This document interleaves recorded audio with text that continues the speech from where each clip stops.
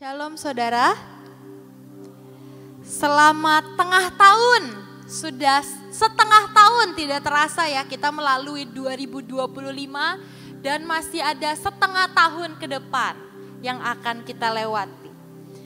Dan hari ini kita akan belajar, kita akan lihat temanya kesetiaan Tuhan saat doa kita tidak terjawab.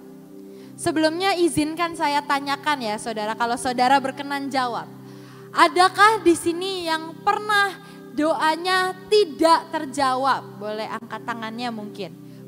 Bukan belum ya, belum terjawab itu Tuhan sudah berjanji suatu hari akan dijawab dan seperti lagu tadi dengan caranya di waktu yang tepat Tuhan akan menjawab, itu belum. Tapi ini betul-betul tidak. Tuhan berkata tidak atau dapat konfirmasi dari hamba Tuhan, kata Tuhan tidak atau tidak terjawab. Ada yang pernah saudara? Ada ya, ada yang pernah. Tetapi hari ini kita mau lihat dan belajar kesetiaan Tuhan itu tidak terukur. Kesetiaan Tuhan itu melampaui segala batas, bahkan di saat doa kita tidak terjawab. Saudara, hari ini saya mau ajak kita bukan cuman, oh iya saya tahu Tuhan setia, iya tahu Tuhan setia. Tetapi hari ini saya mau mengajak kita semua jangan berhenti sampai tahu, tapi mari kita mengerti seberapa kesetiaan Tuhan. Mari kita mengerti sebesar apa kesetiaan Tuhan. Mari kita mengerti seberapa setia pribadi Tuhan itu. 2 Timotius 2 ayat yang ke-13. Kita baca sama-sama saudara, yang terjemahan baru dan yang TSI juga, TB dan TSI. Kita baca semua ya saudara. 3, 2, 1. Jika kita tidak setia, Dia tetap setia. Karena Dia tidak dapat menyangkal dirinya. Yang kedua, namun sekalipun kita kurang setia menaati kehendaknya, Dia akan tetap setia menepati seluruh janjinya bagi kita. Sebab Dia tidak dapat menyangkal perkataannya sendiri. Firman ini berkata, bahkan di saat kita tidak setia, bahkan di saat kita sedang tidak menaati kehendaknya, firman Tuhan berkata, Dia akan tetap setia. Dia tetap setia menepati seluruh janjinya.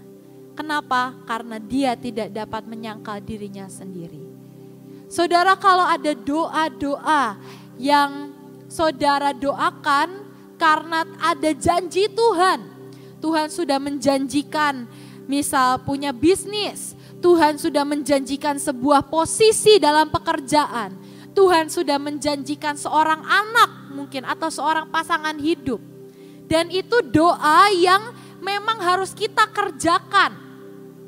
Itu adalah doa yang mungkin kalau sampai hari ini belum saudara terima, itu belum dijawab. Tetapi bukan tidak dijawab. Nah, tapi hari ini kita akan bicara dan bahas doa yang tidak dijawab. Dan firman Tuhan berkata bahwa sekalipun kita tidak setia, sekalipun kita tidak menaati, Dia tetap setia. Artinya apa? Artinya di saat-saat bahkan doa kita tidak dijawab, atau bahkan Tuhan menjawab doa kita dengan kata tidak, itu Dia tetap Tuhan yang setia.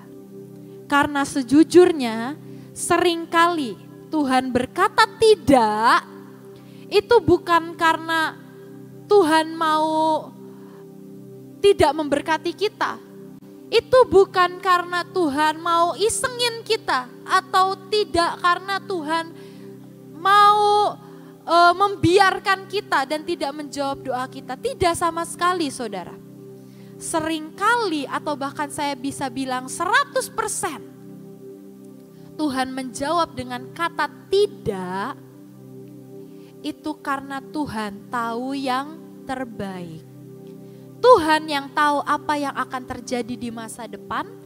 Tuhan yang tahu kapasitas kita. Tuhan yang tahu apa yang bisa jadi keputusan kita. Maka seringkali kalau Tuhan berkata tidak atau Tuhan tidak menjawab, itu sejujurnya adalah yang terbaik untuk kita. Bukan yang terburuk. Seringkali pandangan manusia dengan pandangan Tuhan itu berbeda, saudara. Kalau dari pandangan manusia, jadi kaya raya itu bagus atau jelek? Bagus. Tidak ada orang yang tidak mau kaya raya, betul ya? Semua orang di dunia ini pasti mau kaya raya. Tetapi dari perhitungan Tuhan, kekayaan itu belum tentu menjadi sebuah berkat. Berkat dan kekayaan itu berbeda ya saudara. Ada orang yang hidupnya mungkin hanya cukup, gak kaya raya tapi diberkati Tuhan.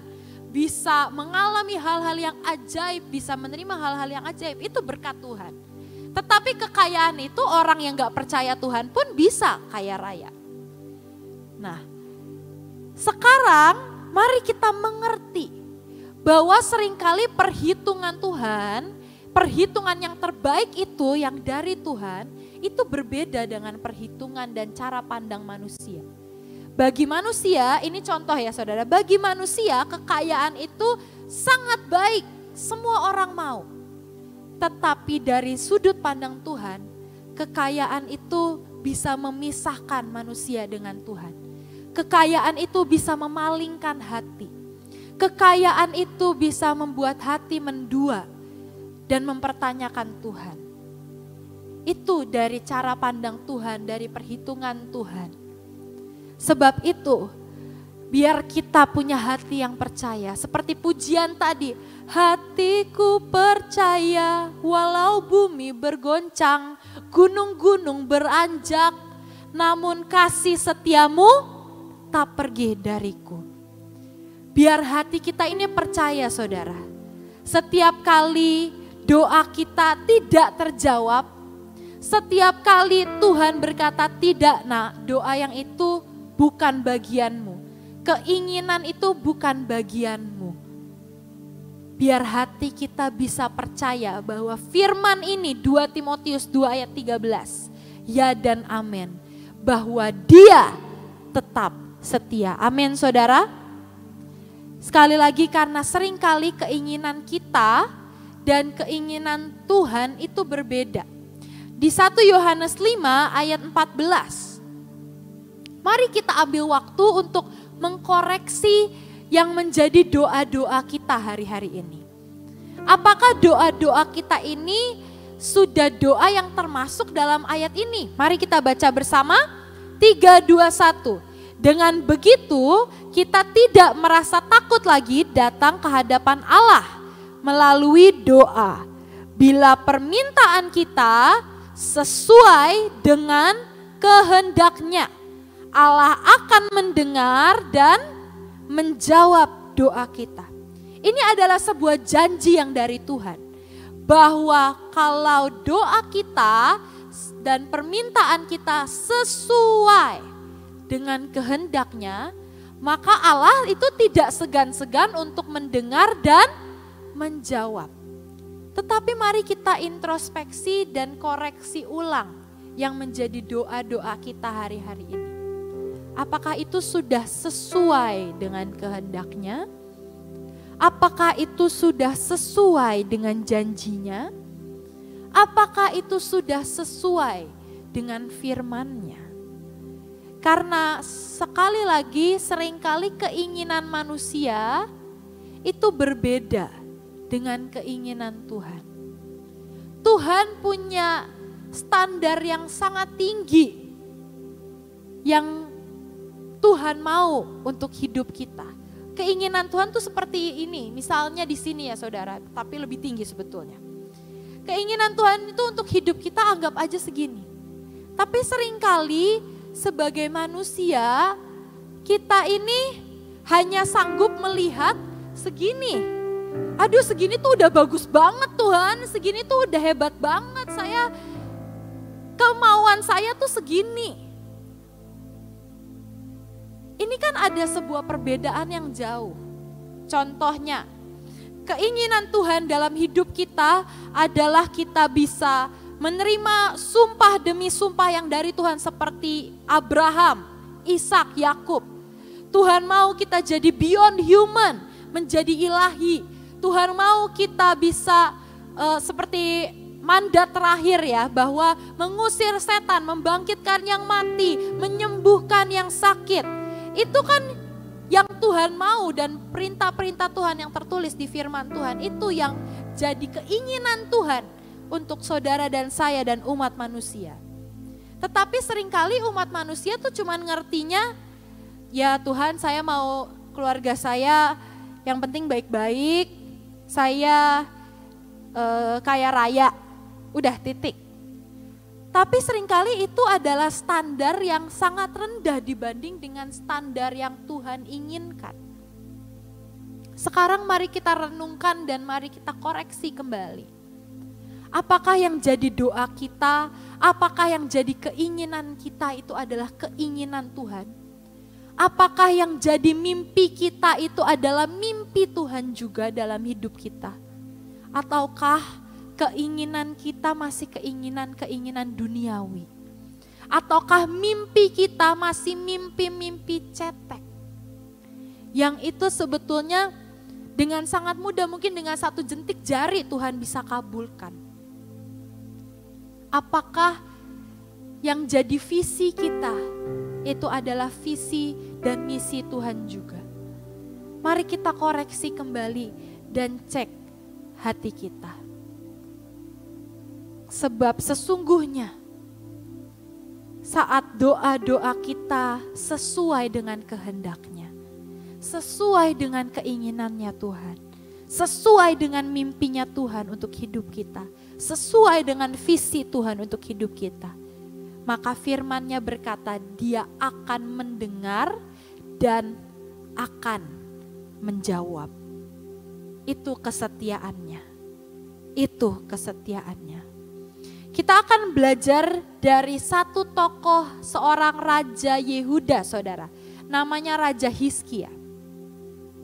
Kita mau baca bersama dari 2 Raja-Raja 20. Ayat yang pertama dulu kita baca bersama ya saudara, biar pagi-pagi kita sudah menyerukan firman Tuhan. 3, 2, 1. Pada hari-hari itu Hizkia jatuh sakit dan hampir mati. Lalu datanglah Nabi Yesaya bin Amos dan berkata kepadanya, beginilah firman Tuhan, sampaikanlah pesan terakhir kepada keluargamu sebab engkau akan mati, tidak akan sembuh lagi. Ayat yang selanjutnya ayat 2-3 kita lanjutkan. Lalu Hizkia memalingkan mukanya ke arah dinding dan ia berdoa kepada Tuhan. Ah Tuhan, ingatlah kiranya bahwa aku telah hidup di hadapan-Mu dengan setia dan dengan tulus hati. Dan bahwa aku telah melakukan apa yang baik di mata-Mu. Kemudian menangislah Hizkia dengan sangat. Menangislah dengan sangat ini seperti saudara di sini kelihatannya hampir semua sudah punya anak ya. Boleh mungkin lambaikan tangan yang sudah punya anak atau sudah pernah punya anak.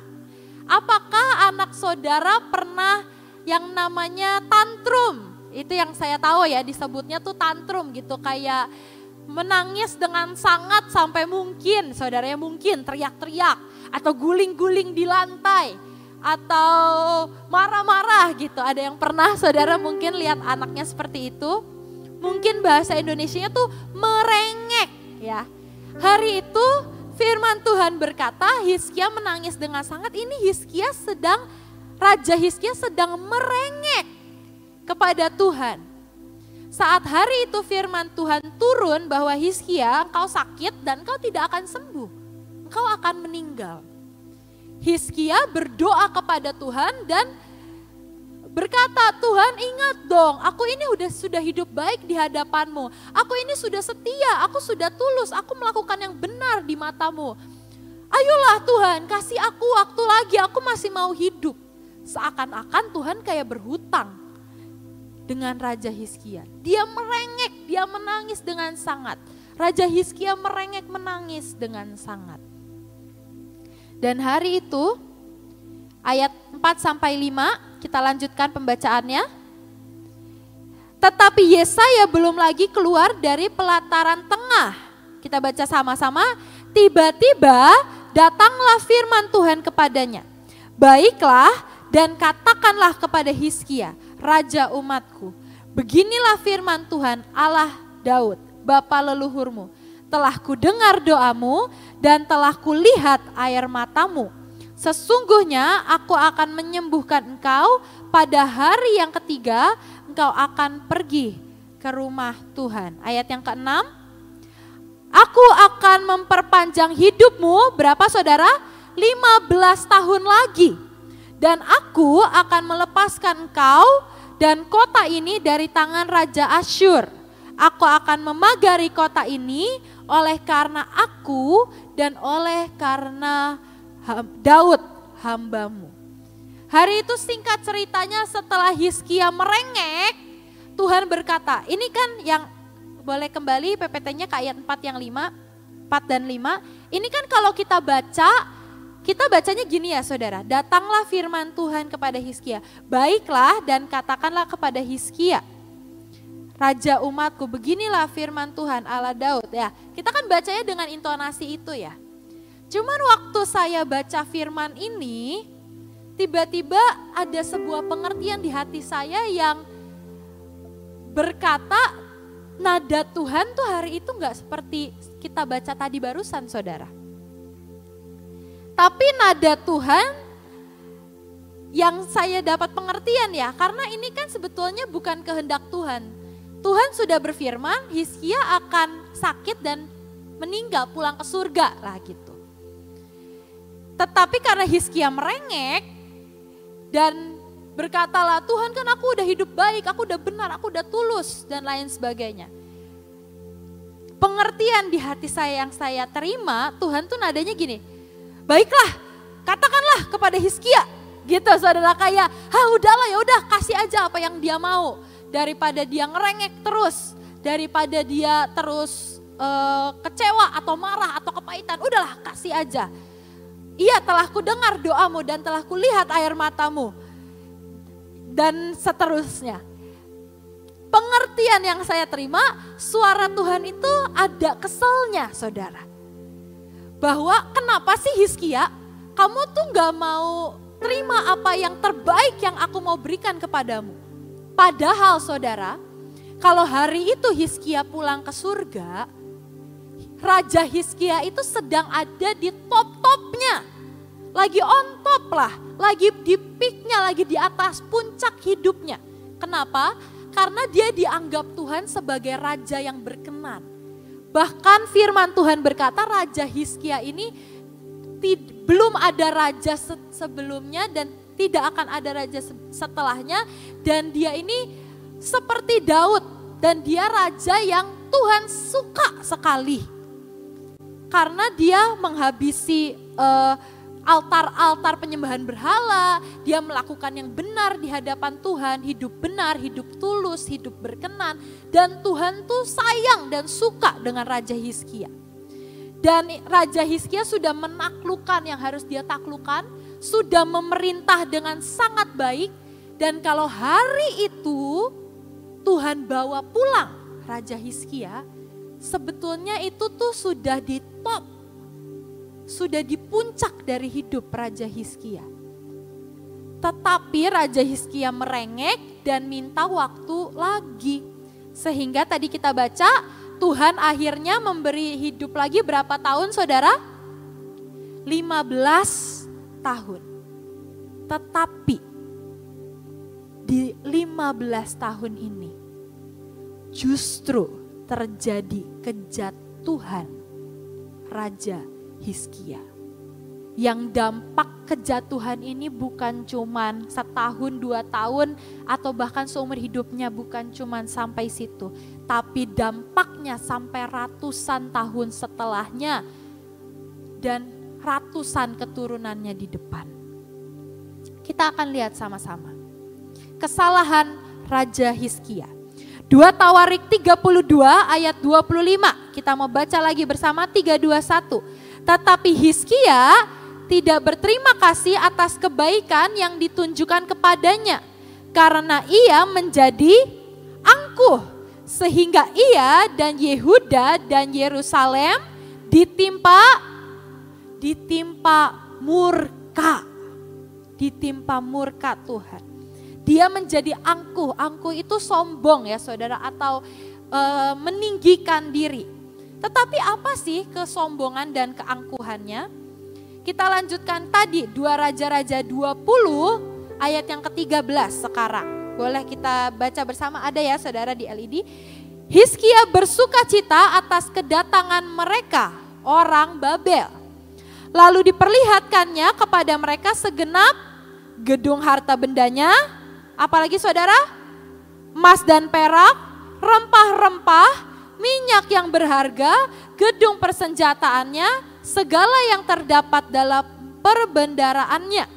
Tidak ada barang yang tidak diperlihatkan Hizkia kepada mereka di istananya dan di seluruh daerah kekuasaannya. Ayat 14 kita lanjut.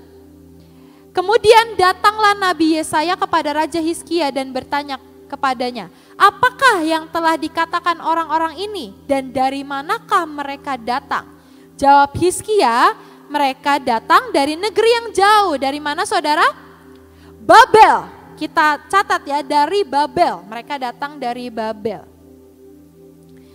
Ayat yang ke-15, lalu tanyanya lagi, apakah yang telah dilihat mereka di istanamu?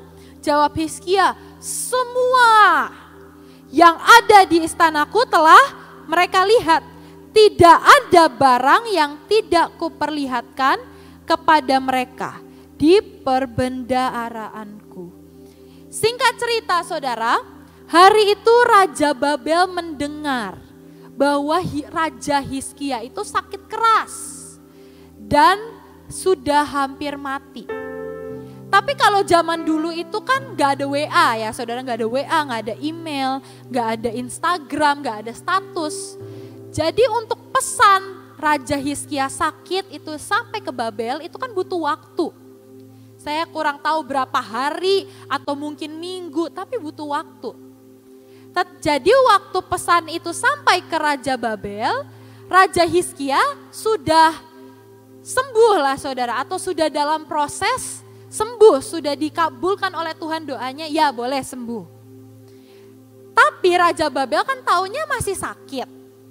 Jadi hari itu karena sesama raja, ceritanya Raja Babel mau mengirimkan kayak anggap aja parcel saudara. Kan kalau kita ada orang yang sakit, biasa ngirim parcel buah ya saudara. Hari itu Raja Babel itu seperti mau kirim parcel atau mau kirim obat mungkin atau mau kirim sesuatu untuk Raja Hizkia.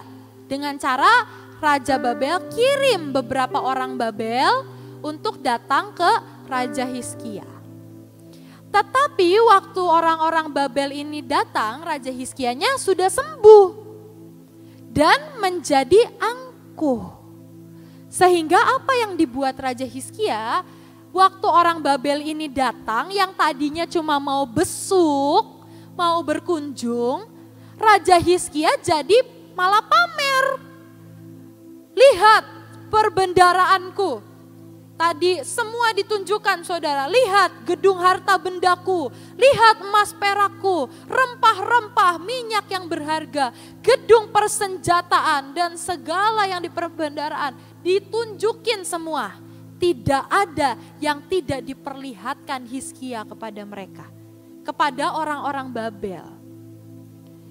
Dan kita lihat apa yang dikatakan Tuhan setelah Hizkia menjadi sombong dan memamerkan semuanya. Ayat yang ke-16 sampai 18 kita baca. Lalu Yesaya berkata kepada Hizkia, dengarkanlah firman Tuhan. Sesungguhnya suatu masa akan datang bahwa segala yang ada dalam istanamu dan yang disimpan oleh nenek moyangmu sampai hari ini akan diangkut ke Babel. Tidak ada barang yang akan ditinggalkan. Demikian firman Tuhan. Dan dari keturunanmu yang akan kau peroleh akan diambil orang-orang untuk menjadi sida-sida di istana Raja Babel. Ini firman yang datang dari Tuhan untuk Raja Hizkia dari apa yang dia sudah berbuat dalam keangkuhan dan dalam kesombongannya. Setelah dia memamerkan, Tuhan murka dan Tuhan berkata, Raja Hizkia, lihat semua yang tadi kamu udah pamerkan itu akan diangkut ke Babel suatu hari nanti. Bahkan bukan cuma harta, benda, semua yang berharga, tapi keturunanmu pun akan diangkut dalam pembuangan ke Babel. Dan ini digenapi di zaman Daniel. Kita tahu di zaman Daniel dan teman-temannya dan seluruh keluarganya dan orang-orang Yahudi saat itu diangkut ke Babel. Dan betul sesuai dengan firman yang Tuhan keluarkan dalam murkanya hari itu, bahwa orang-orang Yahudi menjadi sida-sida Raja Babel. Dan semua harta benda dari Yerusalem, dari Yehuda diangkut. Kisahnya ada di sini saudara, bahwa ada penyerangan pertama dari Babel. Ini terjadi karena orang-orang Babel yang tadinya datang untuk besuk Raja Hizkia itu kan ngeliat, wow, Yehuda tuh kaya banget ya, wow, Yerusalem tuh kaya banget ya. Kan firman Tuhan berkata di bait Allah tuh isinya semua emas, istananya megah. Apalagi dikasih tunjuk rempah-rempah, minyak dan semua. Sehingga orang Babel waktu datang tuh pasti, wow, ini kaya banget ya gitu. Dan waktu orang-orang Babel ini kembali ke Babel, mereka kan bawa informasi itu. Dan mungkin mereka mengajukan kepada raja, raja, itu Yehuda, Yerusalem, bangsanya Raja Hizkia tuh kaya banget loh, banyak banget hartanya. Kalau kita jarah, kayaknya kita bisa menang deh. Dan mungkin mereka cerita-cerita ke seluruh Babel.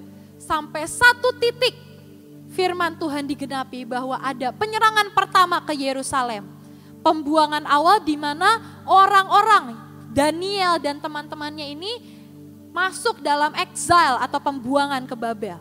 Lalu penyerangan kedua, harta istana dan bait suci semuanya dirampas. Emasnya, peraknya, berliannya, minyaknya, rempahnya, senjatanya, semua dirampas habis, dibawa ke Babel. Dan ada penyerangan yang ketiga, di mana Yerusalem dihancurkan total. Tembok-temboknya dihancurkan, bait Allah juga dihancurkan. Dan ini puncak penggenapan nubuat yang Tuhan katakan. Hari itu di tengah rengekan Raja Hizkia, Tuhan akhirnya menjawablah doa Raja Hizkia. Bukan karena itu rencana Tuhan, tapi karena sebuah rengekan. Karena sebuah permintaan yang terus menerus. Karena Raja Hizkia tidak bisa percaya hati Tuhan. Tuhan mengabulkan, Tuhan kasih 15 tahun. Dan kita lihat kisahnya bahwa akhirnya Raja Hizkia jatuh. Yang harusnya rencana Tuhan, keinginan Tuhan adalah membawa Raja Hizkia pulang ke surga dalam puncak. Tetapi keinginan Raja Hizkia membuat dia kembali ke surga atau mati. Bukan di puncak, tapi di kejatuhan. Hari ini saudara, kalau doamu dijawab Tuhan, Tuhan sedang memberkati. Tetapi kalau doamu, doa saya, doa kita tidak dijawab Tuhan, percaya, hati kita ini biar percaya bahwa Tuhan sedang menyelamatkan kita. Izinkan saya tutup dengan sebuah kesaksian saudara. Saya punya teman yang lahir di Amerika, di kota namanya Boston. Kalau saudara mungkin pernah dengar. Boston itu dekat New York. Waktu ada kejadian pesawat yang nabrak gedung tinggi di New York, yaitu 11 September 2021. Teman saya ini lahirnya Juli 2021 di Boston, di tetangganya New York. Hari itu papa, mama, dia, satu keluarganya itu harusnya naik pesawat yang dari Boston itu mau menuju ke Los Angeles. Harusnya. Tetapi hari itu entah kenapa tiba-tiba hektik di rumah, bayinya mungkin ya ini bayinya udah siap, tiba-tiba pup di celana, kotor semua, harus dimandiin lagi, harus dibersihin lagi. Pas mau keluar rumah atau udah berangkat tiba-tiba ada barang ketinggalan, tiba-tiba ada ini, tiba-tiba ada itu. Semuanya terjadi sampai satu titik mamahnya tuh pernah kayak terucap gitu kayak Tuhan tolong jangan sampai ketinggalan pesawat, intinya gitu. Tetapi pada akhirnya tetap ketinggalan pesawat. Dan justru karena ketinggalan pesawat itu, mereka selamat. Harusnya mereka ada di dalam pesawat yang nabrak gedung tinggi di tengah-tengah New York. Dan pesawat itu di-hijack oleh teroris, saudara. Harusnya mereka ada di pesawat itu. Tetapi Tuhan tahu yang terbaik. Tuhan masih punya rencana untuk hidup mereka. Maka Tuhan tidak menjawab bahwa mereka tidak ketinggalan pesawat, tetap ketinggalan. Tapi ternyata dari ketinggalan pesawat itu justru mereka selamat, justru mereka masih hidup sampai hari ini. Sekali lagi saudara, biar hati kita ini bisa penuh dengan percaya. Biar hati kita percaya akan hatinya. Bahwa kalau doa kita dijawab, terima kasih Tuhan, Engkau memberkati aku. Tetapi kalau doa kita tidak terjawab, tetap terima kasih Tuhan, Engkau menyelamatkan aku. Amin. Mari kita tutup dalam doa. Terima kasih Tuhan, terima kasih Tuhan. Terima kasih untuk satu lagi pewahyuan, satu lagi rema, satu lagi firman yang keluar dari mulut-Mu. Itu yang mengingatkan kami, itu yang mengajari kami, itu yang membentuk kami. Kami mengucap syukur Tuhan. Kalau kami pagi hari ini bisa belajar dari Raja Hizkia, untuk kami percaya hati-Mu apapun keputusan-Mu. Untuk kami percaya hati-Mu bahwa keinginan-Mu di atas keinginan kami, rencana-Mu di atas rencana kami, visi-Mu di atas visi kami, mimpi-Mu di atas mimpi kami. Sebab Engkau tahu yang terbaik Tuhan. Sebab Engkau pasti memberikan yang terbaik untuk kami Tuhan. Terima kasih Tuhan. Kami mengucap syukur. Biar firman hari ini Tuhan, Engkau ukirkan di dalam hati kami. Tuhan Roh Kudus, biar melewati keseharian hidup kami, Engkau ingatkan kami akan firman ini. Bahwa kalau doa kami terjawab, kami akan mengucap syukur karena berkat-Mu. Tetapi kalau doa kami tidak terjawab, kami juga akan mengucap syukur karena keselamatan yang Kau berikan untuk hidup kami. Terima kasih Tuhan, terima kasih, kami sungguh mengucap syukur karena kami punya Bapa yang sungguh amat baik. Terima kasih Tuhan, di dalam nama Yesus. Mari saudara, saya mau undang kita untuk bangkit berdiri, kita mau mengadakan pengurapan untuk hidup kita. Dan mari juga saat kita menaikkan pengurapan dan mengurapi diri kita, kita bawa keluarga kita bawa orang-orang yang kita kasihi, kita bawa saudara-saudari kita, teman-teman kerabat kita. Mari kita juga bawa di hadapan Tuhan, supaya mereka juga tetap dalam tutup bungkus Tuhan.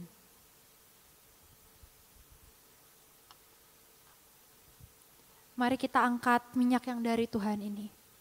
Tuhan, kami angkat minyak yang bukan berasal dari manusia, bukan hasil kerja tangan manusia, tetapi dari surga sendiri, yaitu dari tangan-Mu sendiri. Hari ini Tuhan, biar minyak ini melambangkan bahwa kami menerima semua yang dari Engkau, semua yang Engkau inginkan, semua kehendak-Mu, biar itu yang terjadi untuk diri kami. Kami urapi kepala kami Tuhan, biar ada pikiran Kristus, biar kami sepikir dengan Kristus, sepakat dengan Kristus, seia dengan Kristus. Dan biar pikiran kami dikuasai oleh pikiran yang dari Tuhan. Tidak ada stres, tidak ada pusing, tidak ada kami memusingkan diri kami dan masa depan kami. Sebab semuanya terjamin di dalam tangan-Mu. Kami urapi panca indera kami Tuhan, mata kami. Buat kami bisa melihat Engkau, lebih dari kami melihat fakta, buat kami bisa melihat kebenaran di atas apa yang dunia sodorkan. Kami urapi telinga kami, Tuhan buat kami belajar dengar-dengaran, seperti gembala yang meminyaki telinga dombanya, biar hari ini telinga kami diminyaki, sehingga tidak ada roh penyesat, tidak ada Beelzebul yang bisa menyuarakan dan membisikkan kesalahannya, penyesatannya kepada telinga kami. Tetapi telinga kami akan mendengar suara-Mu jauh lebih keras, jauh lebih kuat dari suara apapun juga. Kami urapi lidah bibir kami urapi juga Tuhan penciuman kami, supaya kami bisa membedakan roh, supaya kami terima karunia, kami bisa membedakan roh, kami bisa memilah, memilih apa yang benar, apa yang fakta, apa yang dari Tuhan dan apa yang dari dunia. Dan lidah bibir kami Kau urapi Tuhan, biar semua perkataan yang keluar dari mulut kami didapati benar di hadapan Tuhan. Dan biar semua yang keluar dari lidah bibir kami itu adalah pedang-pedang roh, firman-firman yang menghabisi setiap musuh. Kami urapi hati kami Tuhan, biar kami sehati dengan Engkau.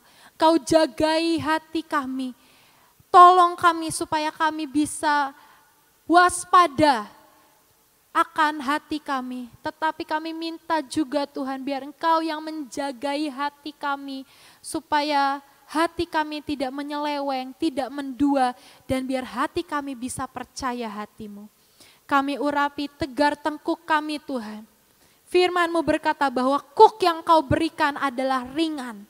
Maka kami akan berjalan with your rhythm of grace, seritme dalam anugerah-Mu. Tidak ada tegar tengkuk dalam hidup kami, tidak ada keras kepala dalam hidup kami, tapi kami tunduk di dalam tuntunan Roh Kudus. Kami urapi tangan kami Tuhan, supaya hari ini dan sampai seterusnya semua yang kami kerjakan menjadi berhasil, sebab Engkau yang menjadikan berhasil, sebab tangan kami ini menyatu dengan tangan-Mu dan kami bekerja bersama dengan Engkau. Kami urapi kaki kami Tuhan, supaya kemanapun kami melangkah, kemanapun kami berjalan, kami tetap dalam God's track, kami tetap dalam track-Mu Tuhan, kami tetap dalam jalan-Mu, tidak menyeleweng ke kanan atau ke kiri, tapi kami fokus berjalan di jalan-Mu sampai garis akhir dengan sangat kuat. Terima kasih Tuhan, terima kasih untuk pagi ini kami bisa menyembah, memuji nama-Mu. Terima kasih pagi ini kami bisa belajar firman-Mu. Kami tahu setiap hari kami menyembah Engkau, kami datang ke tempat ini. Ini mengisi cawan kebaikan, cawan lawatan, cawan doa untuk kota kami Sion. Supaya semua yang jadi janji-janji-Mu, ya dan amin. Untuk kota Sion, untuk hidup kami, untuk keluarga kami. Terima kasih Tuhan, terima kasih. Kami terima semua berkat yang jadi bagian kami hari ini. Tidak ada iblis yang bisa membatalkan atau menghalangi berkat kami. Tetapi kami akan lihat open heaven hari ini. Kami akan lihat breakthrough hari ini. Engkau Tuhan yang akan membukakan jalan-jalan, pintu-pintu bagi kami. Terima kasih Tuhan, kami terima semua yang jadi bagian kami. Di dalam nama Tuhan Yesus, kami berdoa dan kami mengucap syukur. Amin. Selamat pagi saudara, Tuhan Yesus memberkati.